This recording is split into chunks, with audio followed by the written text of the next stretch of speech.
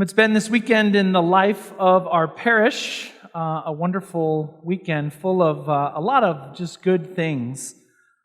These folks here in this kind of front section are just coming off of our first ever Acts retreat.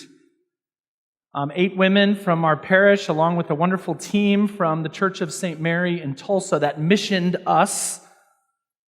They've been together since Thursday night, praying and singing and getting to know each other and hearing beautiful talks. The men's Acts retreat will be coming up in mid-January, and you'll hear about it. For those of you on the men's side, we'd love to have you there. And so welcome, especially the ladies from St. Mary's. We're glad to have you. Also this weekend, yesterday, we had what I just call a sacramental extravaganza.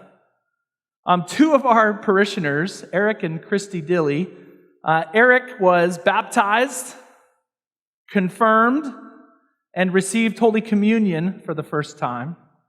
Christy, who had already been baptized in another Christian tradition, was confirmed and received Holy Communion. They were both received into the church, and they also got married in the church, all in one Mass. Eric and Christy are here. If you guys just raise your hands back there, let's give them a hand. Welcome to the church. Beautiful.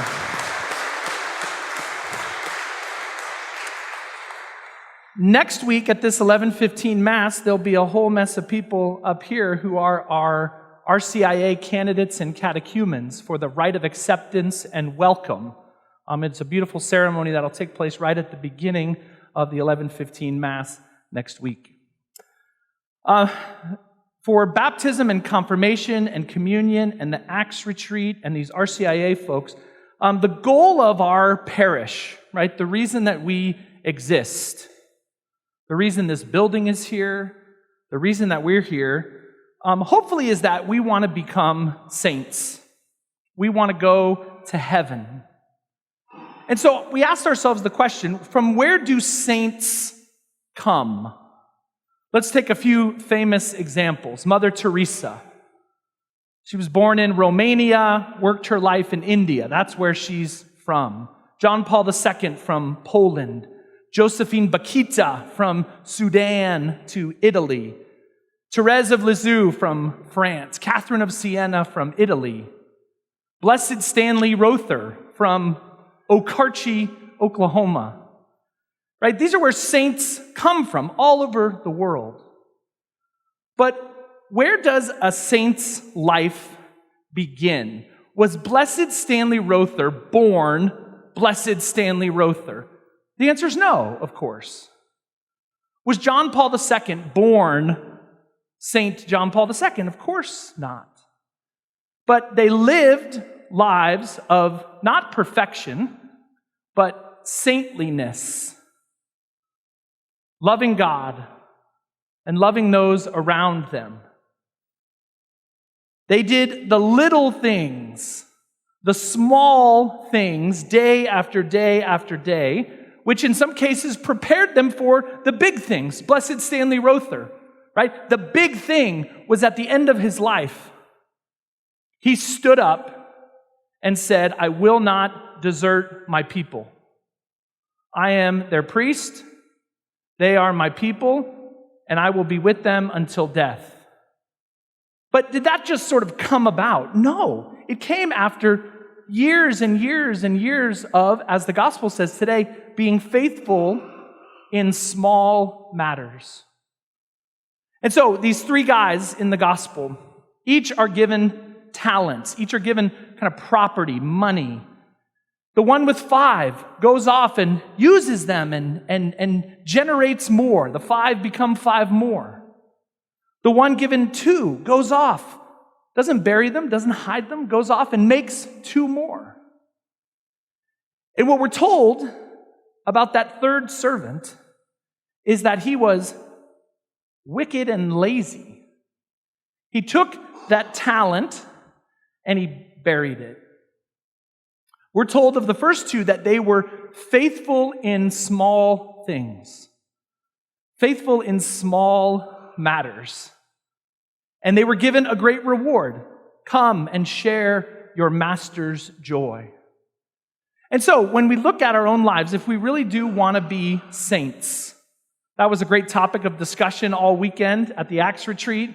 It's something we talk about a lot here. We're given these beautiful examples of these holy men and women here in this church. If we really do want to be saints, how does that get accomplished? Well, first of all, it's going to be God who does it. We say this all the time too. We cannot earn our salvation. Salvation is a gift from God. But you and I have the freedom to cooperate or not, to be faithful in small matters or not. It's up to us. And so what does it look like to be faithful in small matters? I'll use these ladies for just a moment. To sign up for a retreat, right, is an act of faith. They didn't know what they were getting into.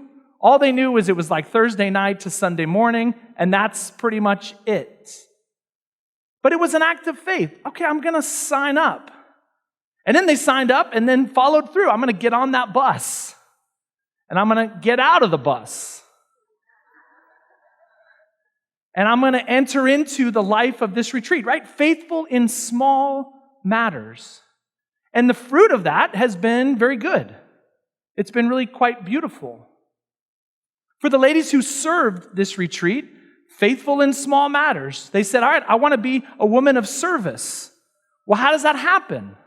It happens in the small things, the preparation, showing up, getting ready, doing the things that need to be done to make it a beautiful weekend. For these ladies, we have a good example, being faithful in the small things. What does that look like in our lives? Many, many people say, I hear this a lot, Father, I don't really have like a good, strong prayer life. And I think sometimes we think that a good, strong prayer life just sort of comes out of nowhere. I'm going to decide one day to have an amazing prayer life, and then it will happen. It's not how it works. If we want to be faithful in prayer, if we want to be people of prayer, we simply begin by praying. It doesn't have to be a long hour. It doesn't have to be a 30-day retreat. It doesn't have to be a whole big thing. If you want to get good at praying, then pray. If you lack love for your spouse, your kids, your neighbor, whoever that may be, how do we get good at loving? Do we just decide one day and then suddenly we're all loving? Where does love manifest itself? In the small things. And so if we want to get good at loving, then we need to start by loving just a little. You want to get good at praying? Pray. If you want to get good at loving? Love. If you want to get in the habit of coming to church? Come to church. Right? That's how those habits are formed. To be faithful in the small things is how we eventually get to share in our Master's joy. And so, we want to be like those first two. Not like the third one who buried their talent. They took what God gave them and they said, this doesn't matter. They took what God gave them and said, I'm just going to hide it away. We know that that's not the life that we want to live. A life of saintliness is a life of being faithful in the small things. And so as we go out this week, let's take these ladies as a good example for us. Let's take the saints as a good example for us. Let's take Jesus Christ as the ultimate example of being faithful in the small things. And then when it comes to the big things, it's not going to be as difficult. We want to share in our Master's joy. What are those small things this week in your marriage, in your family, in the life of this parish, where you work, where you go to school? What are the small things that you can do to make a difference in the lives of others and to help bring about your own salvation? We look to the saints, we look to Christ, who were faithful in all things, small and big.